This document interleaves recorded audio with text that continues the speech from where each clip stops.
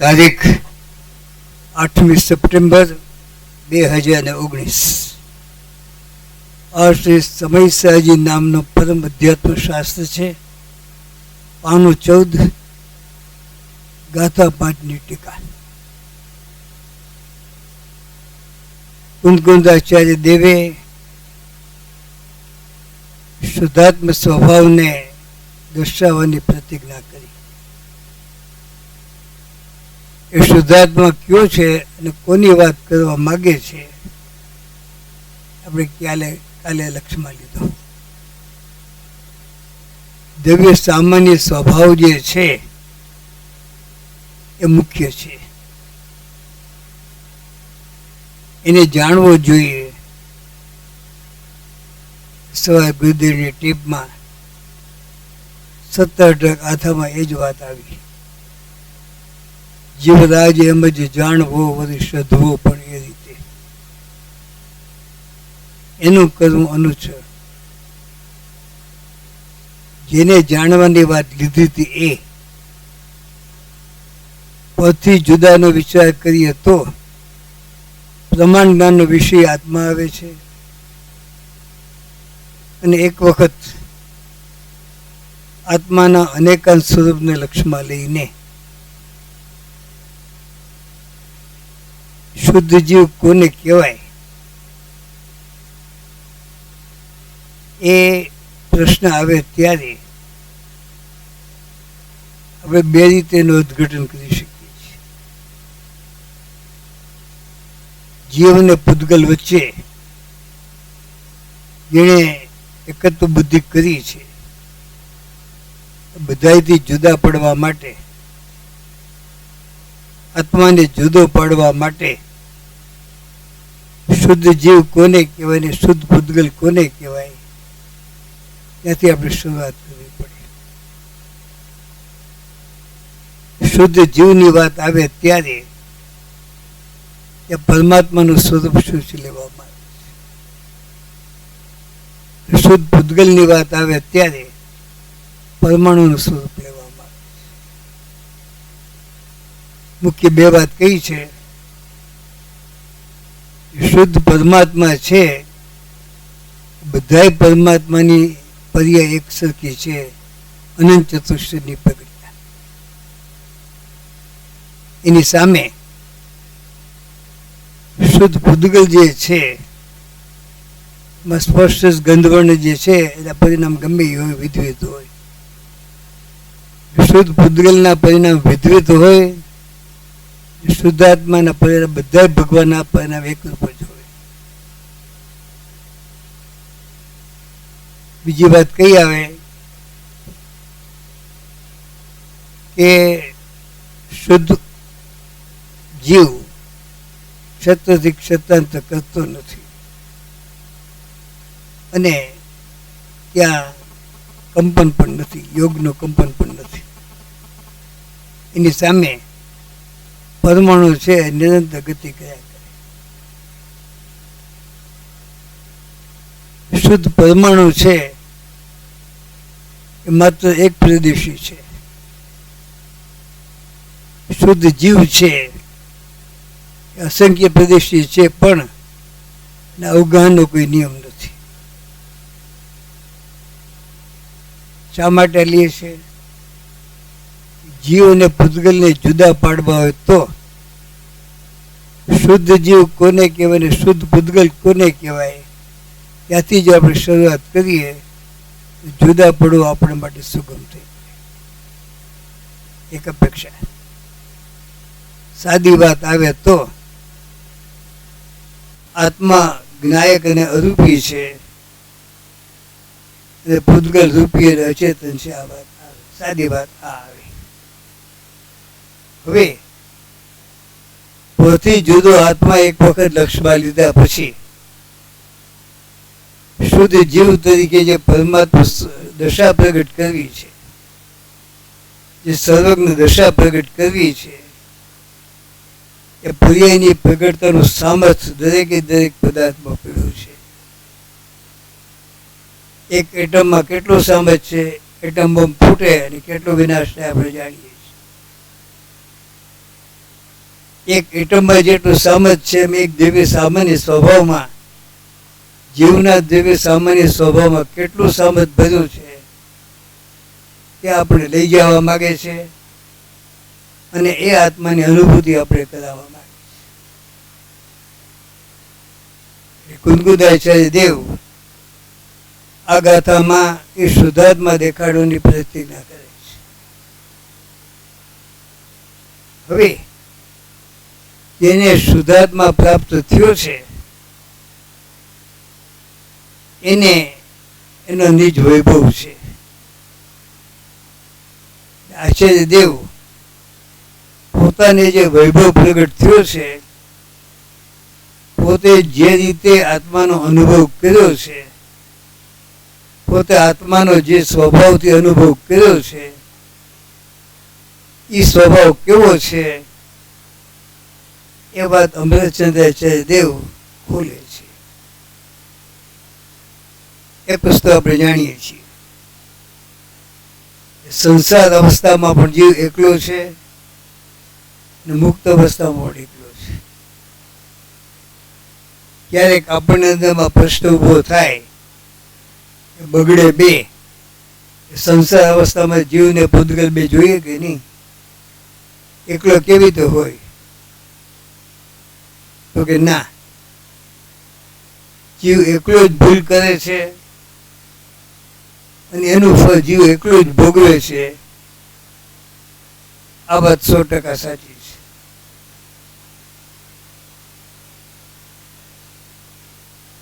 કર્મના ઉદય આવે એટલે જીવને વિભાવ કરવો પડે. કર્મો જીવને વિભાવ કરાવે છે એમ ન લેતા, કર્મો જીવને વિભાવ કરાવે છે એમ ન લેતા ગુરુદેવે પંડિતોની સભામાં કીધું હતું કે જીવ પર નિરપેક્ષપણે રાગ કરે છે અને એ વિભાવનું ફળ જીવ એકલું જ ભોગવે છે. જીવ આ રીતે પરિણમન કરે છે ત્યારે જીવના ભાવની સાથે કુદરત બંધાયેલી છે. જીવ વિભાવ કરે નવું કર્મ બંધાય, જીવ વિભાવ કરે મોહનીય કર્મના ઉદય નિમિત્ત તરીકે હોય, જીવ વિભાવ કરે એ સમયનો દુઃખમાં વ્યતીત થાય, જીવ વિભાવ ન કરે જે જૂનું કર્મ હતું એ ફરે પાવ ખરી જાય, જીવ વિભાવ ન કરે નવું કર્મ ન બને, નવું કર્મ ન બને ભવિષ્યમાં ફરીવાર સંસારની વાત આવે નહીં, સંયોગો મળે. હવે એ આત્માનો અનુભવ કરનારો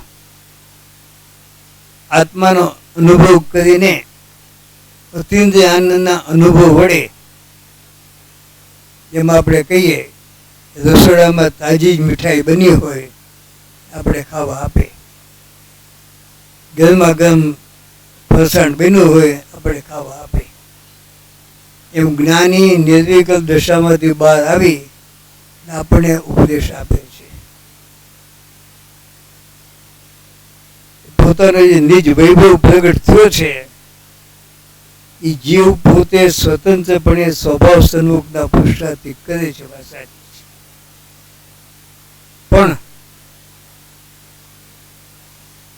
માનીના માન સગાવીને ભગવાનની વાણી સાંભળવા જાય ત્યાં પણ માનસમ છે, માન બધું મૂકી દે છે. ગુરુદેવ ઘણી વાર કહેતા પ્રવચનમાં આવે સ્વર્ગના ઇન્દ્રો છે ને ગલુડિયા જે ભગવાન બેઠા હોય, ભાવલિંગી સંતો હોય, બાળકની રચના ગણધરદેવ પણ શાંતિથી ભગવાનની વાણી સાંભળતા. અહીંયા ટીકાકાર આચાર્યદેવ કહે છે મને જે કાંઈ વૈભવ પ્રાપ્ત થયો છે એમાં ભગવાનની વાણી એની વાત પહેલા કરી છે. આખી વાત ક્યાં લઈ જવા માંગે છે આપણે સમજવું છે. વિશ્વમાં જે કાંઈ છે એ અનેકાંતમય છે. અનેકાંત જે છે એ જૈન દર્શનનો હદ છે. જૈન દર્શનને છોડીને બીજા જે કાંઈ દર્શન છે બધા એકાંતવાદી છે. અનેકાંતની જે વાત જે છે એ સર્વજ્ઞના જ્ઞાનમાં આવી છે. અને એ અનેકાંતની વાત ભગવાનના જ્ઞાનમાં જે આવી છે એ ભગવાને અનક્ષાત્મક ઓમ ધ્વનિ દ્વારા સમજાવી છે. સર્વજ્ઞનું જ્ઞાન, અખંડ અભેદ, એનો વિષય અખંડ વિશ્વ, એ અનેકાંતના પૂરેપૂરા સ્વરૂપના અનુભવમાં લઈ અને ઠરી ગયા છે. એટલે ભગવાનની ઈચ્છા વિના વાણીનો જે યોગ છે એ અનક્ષાત્વ વાણી પણ વસ્તુના અનેકાંત સ્વરૂપનું દ્યોતક છે. સમજનારા જે છે, જેના નિમિત્તે જેના માટે એ વાણી છૂટી છે, અજ્ઞાની સંસારી જીવો એકાંત દ્રષ્ટિવાળા કોઈ એક જ ધર્મનો સ્વીકાર એક વખત કરે એ ભૂમિકામાં છે. આપણે એમ લાગે કે આમાં અતિશયોક્તિ નથી ને, આપણે તો ગ્રહિત મિથ્યા દૃષ્ટિ નથી. ગ્રહિત મિથ્યા દૃષ્ટિને કોઈ એક માન્યતાનો દુરાગ્રહ છે. એની સામે આપણે ક્યારેક વેદાંતિ થઈ જાય, ક્યારેક બૌદ્ધ થઈ જાય છે. જે જાતનું જીવન આપણે જીવી રહ્યા છીએ એમાં અનંત ધર્માત્મક વસ્તુને અનંત ધર્માત્મક તરીકે જોઈએ તો કોઈ એકનો આપણે આગ્રહ નથી. આપણું જ્ઞાન, શક્તિ સર્વજ્ઞ રૂપ, પર્યાય પણ સર્વજ્ઞ પ્રગટ થવી જોઈએ.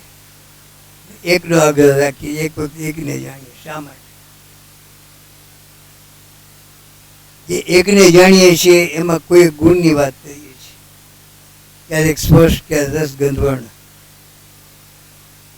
અને એની પણ એક વર્તમાન પર્યાય આટલું જ આપણે લઈએ અને એમાં જ આપણે એકાગ્ર થઈ અને આપણે આગ્રહી થઈએ. જો અનેકાંતનો સ્વીકાર હૃદય ઊંડાણમાંથી આવે તો બધું નીકળી જાય.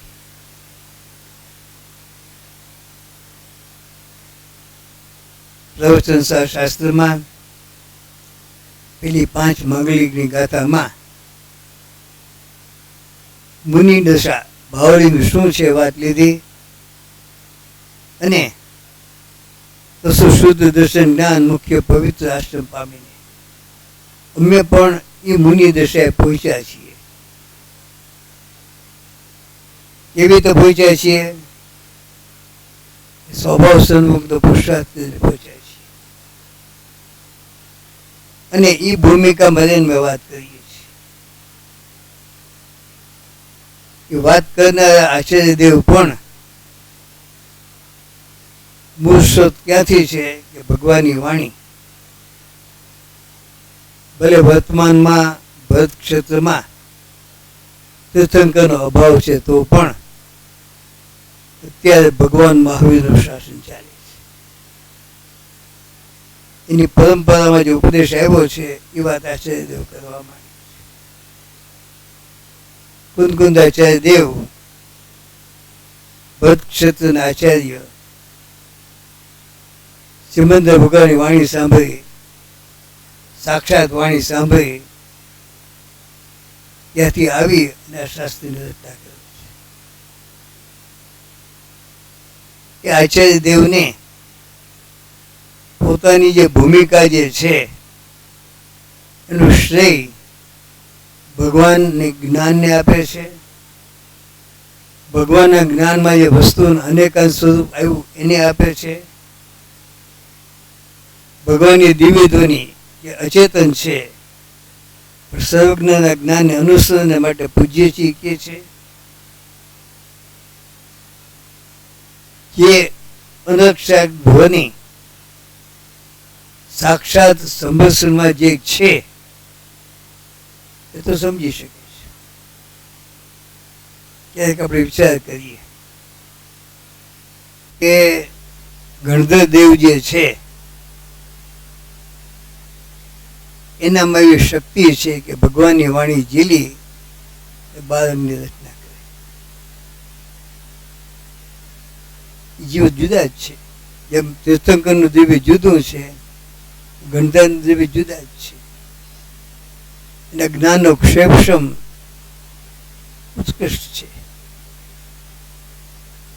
એ જ વાણી ઝીલી શકે, એ જ બાળકની રચના કરે, એના વડે જ ભગવાનની વાણી એકાક્ષરી છે. આપણે સમજનાર બે નીતિને સમજીએ છીએ, શુદ્ધ જ્ઞાન વડે સમજીએ છીએ. ભગવાનની વાણીને બેને આશ્રિત કરી છે. હવે એ વાણી જે છે સંભાષણમાં જેટલા છે બધા સમજી શકે. સિંહ ને વાઘ પણ ભગવાનની સભામાં છે, એ પણ સમજી શકે છે. આપણે અંદરમાં વિરોધાભાસ થાય. સંભાષણમાં જેટલા છે બધાને જે પ્રશ્ન ઉઠે ભગવાનની વાણીઓનું સમાધાન થયું એ વાત આવે છે. સમજ્યા વગર સમાધાન થતું હશે? બધા સમજી શકે છે તો ગણધરની મુખ્યતા શા માટે? ગણધર દેવની મુખ્યતા રાખ્યા પછી ગણધર દેવ તો 12 અંગની રચના કરે છે, પણ એ જ્ઞાન તો લખાયેલું નથી, કંઠસ્થ છે. 12 અંગને વિસ્તાર વાંચીએ તે આપણે કલ્પના આવે. 18,000 કરોડ બધા જાજેરા શ્લોકી વાત આવે. એવા જ્ઞાનના ધણી બીજા જીવો પણ છે કે જેને 12 અંગનું જ્ઞાન હોય. ધીમે ધીમે ધીમે ક્ષેપ ઓછો થતો હોય 11 અંગનું જ્ઞાન આવે. એ શાસ્ત્રની રચના થઈ છે. એક અંગનો એક ભાગ છે એ આની અંદર આવ્યો છે. વસ્તુ અધિકાર એક વાત અંદર આવી છે. આમ આટલું બધું છે. એટલે ટીકાકાર આચાર્ય દેવ બધું શ્રેય પેલવેલા શબ્દ બ્રહ્મ એ ભગવાનની દિવ્ય ધ્વનિને આપે છે. એમાં અનેકાંત જે સ્વરૂપ આવ્યું છે એ અનેકાંતના સ્વરૂપને કારણે વિશ્વમાં 364 પ્રકારના મતની વાત આવે. એમાં એકમાત્ર જૈન દર્શન જ અનેકાંતનો સ્વીકાર કરે છે. બાકી 363 મત જે છે બધા કોઈને કોઈ એકાંતવાદી છે. વિચાર કરો અનેકાંતના જ્ઞાનમાં કેટલું સામર્થ્ય છે. ખોટી વાત, ખોટું વિચારણા કરનારા કુદેવ કુગુરુ કુશાસ્ત્ર જે વ્યાપકપણે ફેલાયેલા છે. વિરલા જાણે તત્વને વિરલા ધારે કોઈ. આપણે વિચાર કરવો છે.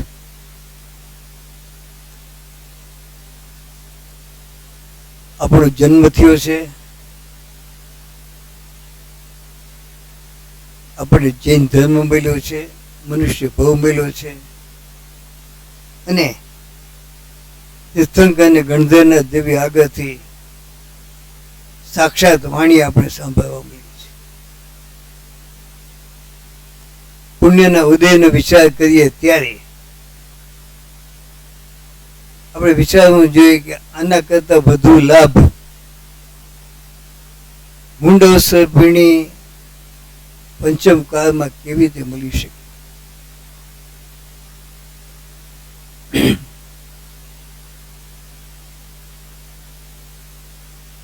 મુજે પુણ્ય રાશિ ફર્યો ઓહો, કીધું કાન તો નાવિક મિલો.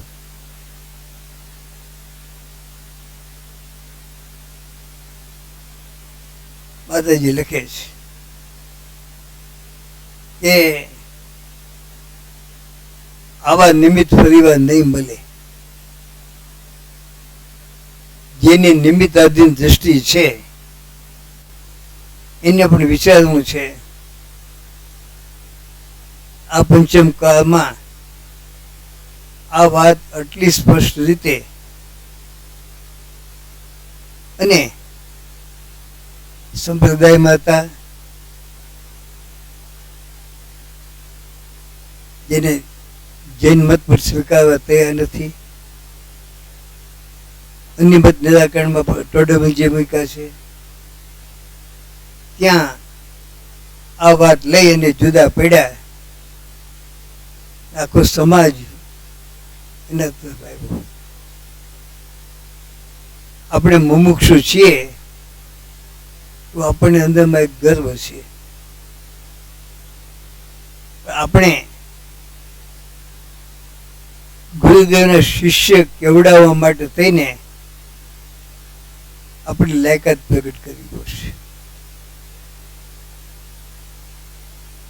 ગુરુદેવે સ્વાધ્યાય ઉપર જોર મૂક્યું છે, પણ આપણે સ્વાધ્યાયથી વંચિત રહીએ છીએ. શા માટે? ગુરુદેવની ટેપ સાંભળવી સ્વાધ્યાય છે? પૂછું સમાજને.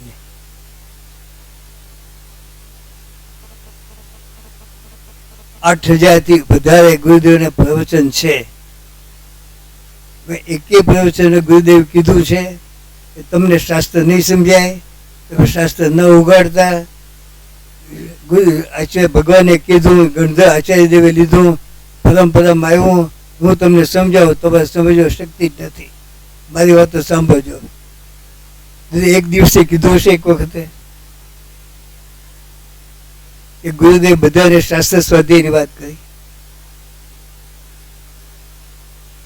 આપણે વિચારવું છે.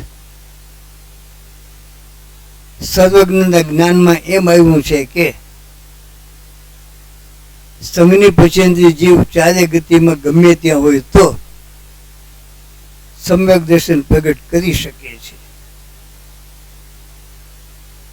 ગુરુદેવ આગળથી આપણે ઘણી વખત સાંભળ્યું છે કે અઢી દ્વીપની બહાર અનેક પંચમ જ્ઞાન પંચમ ગુણસાન વર્તી 13 ઇંચો છે. વિચાર કરવો છે. એક પક્ષે 6 મહિના અને 8 સમયમાં 608 જીવ જ મુક્તિને પામે છે. વાત આવે.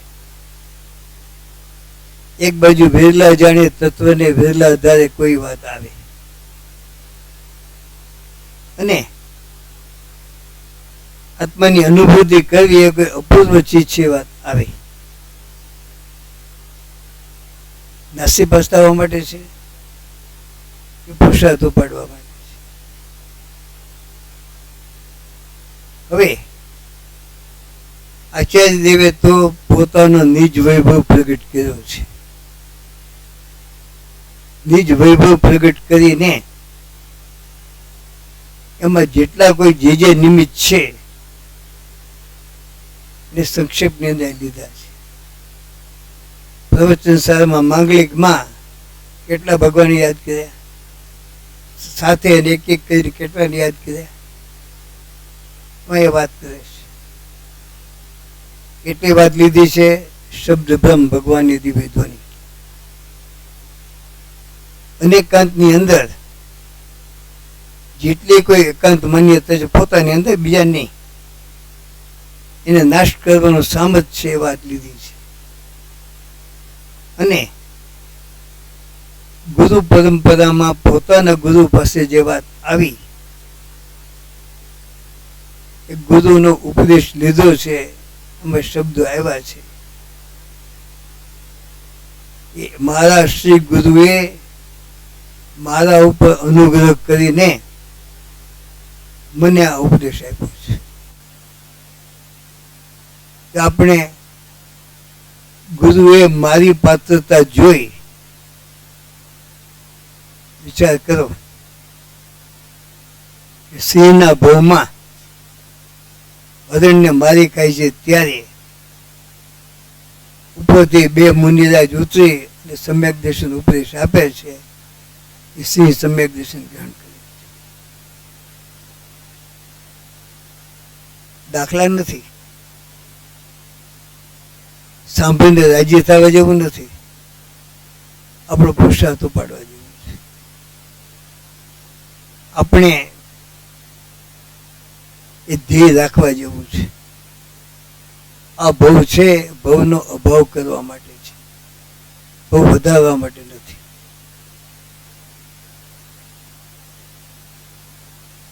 જ્ઞાનીઓ કે ગુરુદેવે તો નિમિત્ત તરીકેનું કામ પૂરું કરી લીધું છે. આપણે ઉપાદાન જાગૃત ન કરીએ તો આપણે સંકલ્પ કરવો છે. જો આચાર્યદેવ આપણને શુદ્ધાત્મા દેખાડવા માંગતા હોય અને મારામાં સંઘની પસંદગી તરીકે સમ્યક દર્શન પ્રગટ કરવાની પ્રગટ સામર્થ પડ્યું છે તો મારે કામ કરવું છે. શેના માટે ગાથા વાંચીએ છીએ? મારા ગુરુએ મારા ઉપર અનુગ્રહ કરીને જે શુદ્ધાત્માનો તત્વનો ઉપદેશ આપ્યો છે અને પોતાને આત્માની અનુભૂતિ જે થઈ છે એમાં અતિન્દ્રિય આનંદનો સ્વાદ આવ્યો છે અને એ સ્વાદ આવતા હું મોક્ષ માર્ગમાં આવ્યો વિશ્વાસ આવે છે. માત્ર એટલું નહીં, અવશ્ય મુક્તિ પામીશ, સાદી અનંતકાળ પરમાત્મા દશા રૂપે રહીશ, વિશ્વાસ જન્મ છે. જે કામ કરવા જેવું છે આજે નહીં તો કાલે કર્યા સિવાય છૂટકો નથી. એ કામ પોતે કરી લીધું છે, આત્મસાધના ચાલુ છે. આપણે બધાને જગાડવા માટે થઈને આ શાસ્ત્રની રચના કરી છે. આપણે કહીએ છીએ કે ગુરુદેવને માતાજી ભગવાનની વાણી, શ્રીમંત ભગવાનની વાણી મહાવીર ક્ષેત્રમાં હતા. એની જે રીતે પાત્રતા રીતે સીધે સીધે સ્વર્ગમાં જાય, પણ એક ટૂંકા આયુષ રૂપે આપણે જગાડવા માટે ભરત ક્ષેત્રમાં આવ્યા. આપણે ભાવ નિદ્રા છોડી અને જાગૃત થવું છે. આપણે ગુરુના શિષ્ય તરીકે આપણી પાત્રતા જેમ આચાર્ય દેવ જેના નિમિત્તે પોતાને પ્રાપ્ત થયું છે એનો મહિમા કરે છે, આપણે પણ આત્માનો અનુભવ કરી અને આ બધાને યાદ કરવા છે કે આપણે હજી જ્યાં ઊભા છીએ ત્યાં સંસાર ભલે જામેલો રહ્યો. આપણો સંસાર એવો ને એવો રહે ને આ કામ થતું હોય તો કરવું છે, ન થતો કઈ નહીં. કામ એક આત્માનો બીજો નહીં મને રોગ, એવી ભૂમિકા લાવીએ છે કે નથી લાવી. આ કામ પૈસા કમાવા છે, જે અંદરમાં ધ્યેય પીડ્યું છે એ ધ્યેય રાખવું છે કે મારે અનુભૂતિ તો કરવી છે, ધ્યેય રાખવું છે. મારો સંસાર સુખી રહે, અનંતકાળમાં ગયો છે, ગમે એ તમે કરો. એક વસ્તુ સમજજો કે આટલી તક મળ્યા પછી જો તમે આત્મકલ્યાણને માર્ગે નહીં આવો તો કોઈ તમારા ઉપર શાપ આપે છે એમ નથી. એવું બને કે તમે ત્રસ્પર્યાનો કાપીને પહેલા નિગોદમાં ચાલ્યા જાઓ. આ જિનાગમમાં લખેલી વાત છે. સાચી વાત સાંભળવા છતાં પણ અનાદર કરે તો તમને જે સંઘની પછીથી પેલું મળ્યું છે એ ભોગ ભોગવવા માટે નથી મળ્યું, આત્માનો અનુભવ કરવા માટે. તમને જે સંજ્ઞીપણું મળ્યું છે એ ઇન્દ્રિય જ્ઞાનથી ગળપણ ઉપરથી સાકર સુધી જાઓ કે લીંબુ ખટાશ ઉપરથી લીંબુ જવા માટે નહીં, આત્માના ગુણમાંથી પ્રવેશ કરી આત્માના અનુભવ સુધી જવા માટે. જો આપણે સંજ્ઞીપણાનો ઉપયોગ આના માટે નહીં કરીએ તો સંજ્ઞીપણું જૂટવાઈ જશે, પર્યાયની યોગ્યતા ગુમાવી દેશો અને કેટલા વખતે પાછી મળશે ખબર નથી. એક વસ્તુ સાચી, આચાર્ય દેવ અસ્થિથી આપણને પ્રેમથી બોલાવીને આગળ લઈ જવા માંગે છે, પણ ભય વિના પ્રીતિ નથી હોતી. એનો વિચાર કરીએ તો આ પણ આપણી સામે છે. તે રીતના ઘણા બધા ભૂ આપણે ઉભા છે, આપણે ધ્યાન રાખવું જોઈએ. કોની મુખ્યતા કરવી છે, બધા પોતપોતાનો વિચાર. હવે શુદ્ધાત્માના સ્વભાવની જે દેખાડવાની પ્રતિજ્ઞા કરી તો તમે પ્રમાણ કરજો આપણે કીધું. આચાર્ય દેવ સ્વાનુભૂતિમાંથી જે વાત કરે છે, જે પરંપરા દેખાડીને મુનિપણું જે છે ને એમાં ઉભાને જે વાત કરે છે, મોક્ષ માર્ગના પરિણતા આ અમે ઉભા. આચાર્ય શબ્દો છે, અભિમાન નથી, પણ એક વાસ્તવિકતા છે. પછી આપણને કહે છે કે હું આ શાસ્ત્રની રચના કરવા માંગુ છું. જો એમાં શાસ્ત્રની બરોબર રચના થાય તો જે શુદ્ધાત્માના સ્વરૂપને હું નવ તત્વની ભેદ દ્વારા સમજાવવા માંગુ છું, એ સમજીને જો તમે એ રીતે અભ્યાસ કરશો તો તમને આત્માની અનુભૂતિ ચોક્કસ થશે. એ વાત કરવા માંગે છે. દર્શાવો તો કરજો પ્રમાણ, હાજ પાડજો. કોઈ પ્રશ્ન ઉભા થશે, થવા જ જોઈએ. આશંકા કરજો, ખુલાસો કરજો, પણ કૃતક ન કરતા. એક વખત પ્રમાણ કર્યા પછી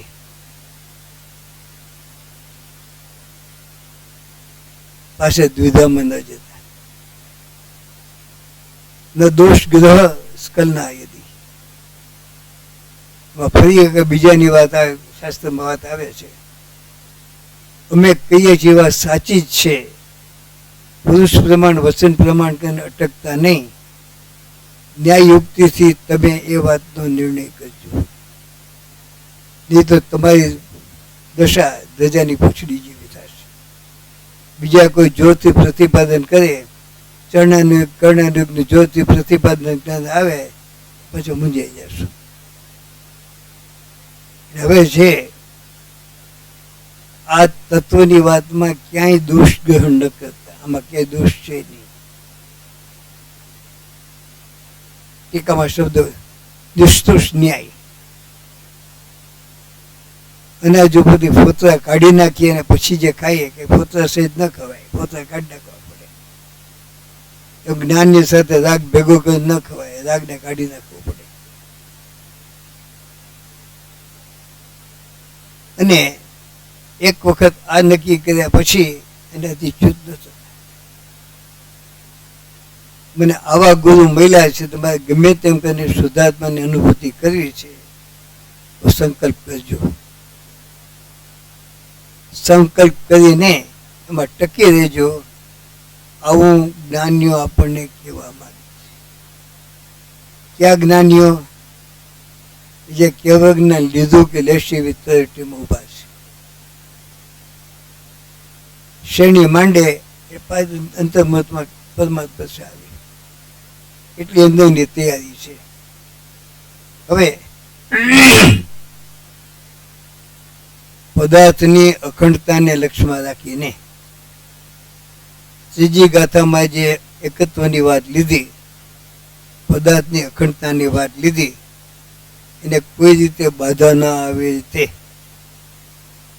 ગુણ અને પર્યાયને ભેદને ગૌણ કરીને શુદ્ધાત્માની વાત લેવા માંગે છે.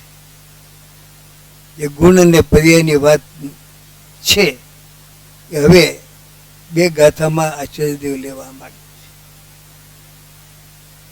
પર્યાયના ભેદ નથી એમ નહીં, પણ ગૌણ કરીને અભૂતાર્થ તરીકે દેખાડવા માંગે છે. છઠ્ઠી ગાથામાં પર્યાયમાં આપણે ઉભા છીએ, દેવી પર્યાય વગરનું કોઈ દિવસ હોય નહીં. પર્યાયની વાત છે ત્યારે તમારે શુદ્ધાત્મક સ્વભાવ સુધી જવું હોય તો પર્યાયને ગૌણ કરીને સ્વભાવ સુધી પહોંચાશે. પર્યાય ક્યાં અને પર્યાયના કેટલા ભેદ છે એ વાત આચાર્ય દેવ છઠ્ઠી ગાથામાં લેવા માંગે છે.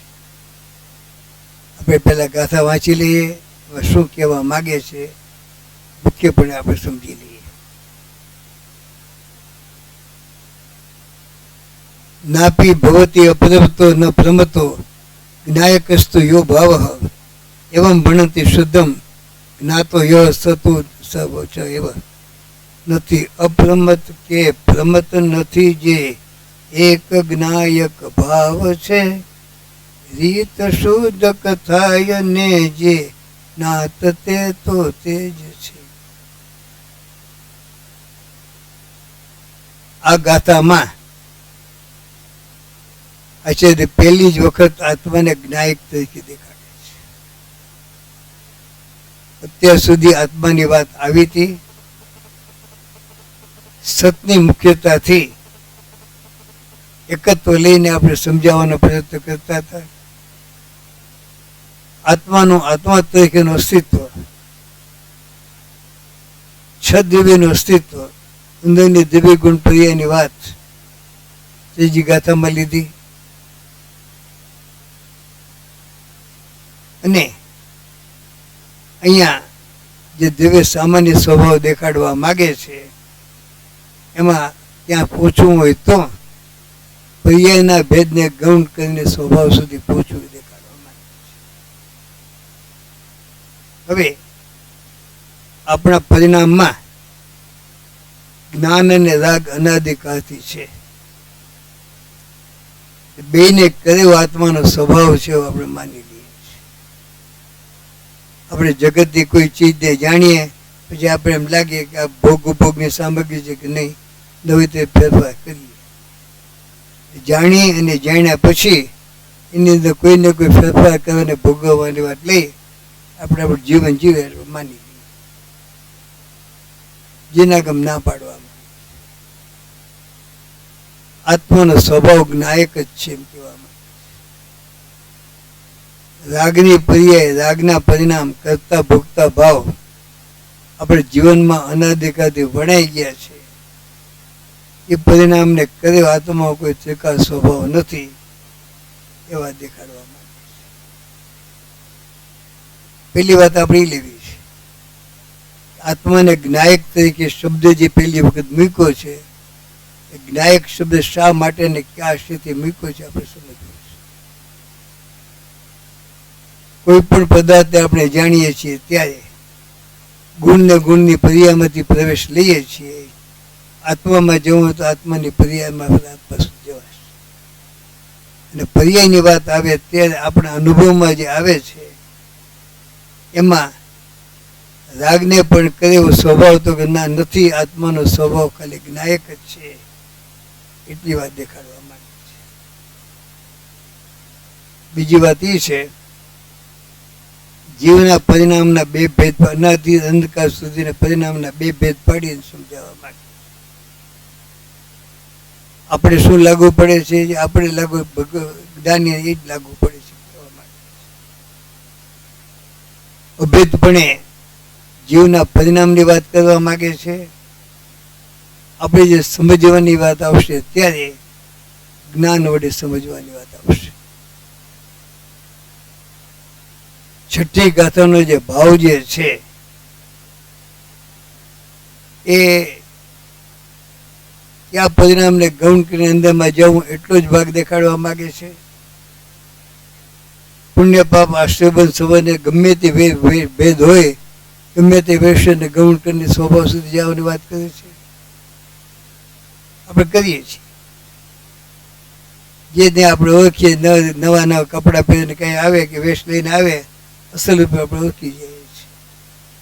સ્વાંગને ગૌણ કરીને સ્વભાવ સુધી કેવી રીતે જવું આપણે આવડે છે. અહીંયાનો ઉપયોગ કરવાનો છે, જ્ઞાન દ્વારા સમજવાનું છે. એ છઠ્ઠી ગાથામાં શું કહેવા માગે છે એ જેને ખરેખર સ્વાધ્યાયનો રસ જાગ્યો હોય એણે જે વાંચીને કાલે આવું.